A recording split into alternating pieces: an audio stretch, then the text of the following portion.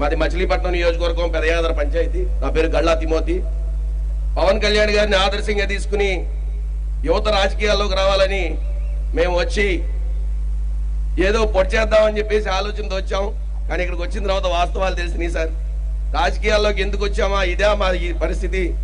డిగ్రీలు ఎంబీఏలు చదువుకుని రాసి ఉన్న రాజ్యాంగాన్ని దొంగలోకి తొక్కే జగన్ లాంటి ముఖ్యమంత్రి ఉంటే అసలు మనుగడ ఎలా సాధిస్తామని అయోమయంలో పడిపోయాం సార్ మేము. ఎందుకంటే ఏదో కన్న ఊరికి ఏదైనా సేవ చేద్దామనే ఆలోచనతో వచ్చాం. మేము రాగానే మాకు చెక్ పవర్ ఇవ్వగానే మా నిధులన్నీ ఒక సైంధవుళ్లాగా హరించేసి మా ఖాతాల్లో జీరో బ్యాలెన్స్ చూపించిన ముఖ్యమంత్రి గారు నేటి వరకు కూడా ఒక్కసారి కూడా సర్పంచ్ అనే మాట ఆయన నోటి నుంచి రాలేదు సార్. ఎప్పుడు కూడా సచివాలయాలు వాలంటీర్లు అంటారు. నాకు అర్థం కాని విషయం ఏంటంటే మాకు సంయుక్తంగా పనిచేయడానికి ఎంఆర్ఓ వ్యవస్థ ఉంది, ఎంపీడీఓ వ్యవస్థ ఉంది, సెక్రటరీ గారు ఉన్నారు, విఆర్ఓ గారు ఉన్నారు. ఇంకా మిగిలిన సచివాలయ వ్యవస్థ ఎందుకు సార్? ఈయన ఏమన్నా నక్సలైటా? నక్సలిజం ఏమన్నా తీసుకొద్దామని వ్యవస్థ మరి ఎందుకు ఆ వ్యవస్థ వాళ్ళకి అర్థం కాదు.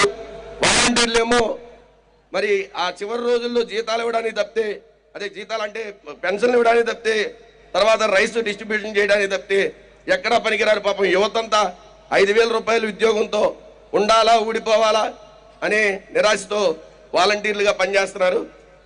సార్ మేము చెప్పేది ఒకటే, మొన్న కూడా మేము రాజేంద్ర ప్రసాద్ గారితో ఢిల్లీ వెళ్ళినప్పుడు అక్కడ కేంద్ర మంత్రులకు అందరికీ మేము విన్నవించుకున్నాం. ఇక్కడ విషయం కేవలం డబ్బు గురించే కాదు, మా అసలు రాజ్యాంగం అలాగే పంచాయతీరాజ్ చట్టం ఏం సూచిస్తుందో అందులో విధులు హక్కులు కూడా ఈయన హరించి వేశారు. వాటి సంగతి ఏంటని చెప్పేసి అడిగితే దాన్ని దాటవేసే ప్రయత్నం చేశారు. మా నిధుల గురించి అయితే డిప్యూటీ కమిషనర్ గారిని పంపించారు. 5 పంచాయతీలు మేము లిస్ట్ ఇస్తే అందులో కూడా సార్ 3 పంచాయతీలు వాళ్ళకి నచ్చిన పంచాయతీలు పెట్టుకున్నారు సార్. ఫస్ట్ అయ్యే పంచాయతీల్లోకి వెళ్ళాం. అక్కడ మినిమం ఒక్కో పంచాయతీలో 80 నుంచి 70 కోట్లు 70 లక్షల వరకు తీసేశారు కరెంట్ బిల్ అని చెప్పి. ఆఖరికి బుట్టాయిగూడెంలో ఆయన పాపం మాతో పాటు 4 కిలోమీటర్లు నడిచాడు, ఎక్కడ మీటర్లు ఉన్నాయని. మీటర్లో చూస్తే ఆయనకి ఏం అర్థం కావట్లేదు, కొత్తగా పెట్టారేంటని చెప్పేసి అడుగుతున్నారు. ఇలా పెదయాదర పంచాయతీలో కూడా తనిఖీలు నిర్వహించారు. అప్పటికి 2.5 సంవత్సరాలకి తనిఖీలు నిర్వహించి ఏ ఒక్క రూపాయి కూడా మేము ఖర్చు చేయలేదు. కేవలం జగన్మోహన్ రెడ్డి 18 లక్షలు మా పంచాయతీలో తీసాడని మేము ముఖ్యపరంగా వాళ్ళకి రికార్డు ఇవ్వడం జరిగింది సార్. ఇంత ఆత్మనిర్భరత భావంతో మేము పనిచేస్తున్నా కానీ మరి మా నిధులు 660 కోట్ల రూపాయలు ఈయన తీసుకోవడానికి ఈయన ఏ రాజ్యాంగం ఏ చట్టం హక్కు కల్పించిందో మాకు అర్థం కావట్లేదు. మరి విజయ్ కుమార్ గారు అయితేనేమో మీరు కరెంటు బిల్లు అనేది మీరు సంపాదించుకుని అంటే మీకు ఇళ్లపల రూపంలో వచ్చే దానిలోనే అడ్జస్ట్ చేసుకోవాలి, కానీ ఇలా 14-15 ఆర్థిక సంఘం నిధులు ఎలా తీసేస్తారని చెప్పేసి అడగడం జరిగింది.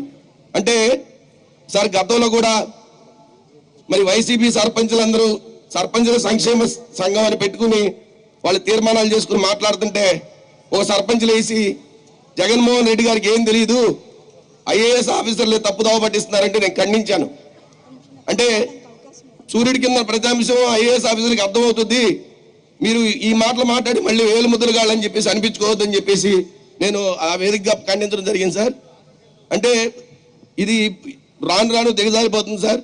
ఇటువరకు కూడా గెలిచిన అభ్యర్థులకి ధీటుగా అధికార పార్టీలో ఉంటే వాళ్ళు ఇన్ఛార్జీలు పెట్టారు సార్. ఆ ఇన్ఛార్జీల మాట వినే మా సర్పంచులకి వాల్యూ లేకుండా చేస్తున్నారు. రాబోయే రోజుల్లో ఇన్ఛార్జి వ్యవస్థలు తీసేయాలి సార్. అలాగే మరి స్థానిక సంస్థలకి వెన్నుదన్నుగా ఉండే విధంగా మీరు కృషి చేయాలని చెప్పేసి మా సర్పంచుల సమస్యలను కూడా మీ తీర్మానంలో పెట్టాలని చెప్పేసి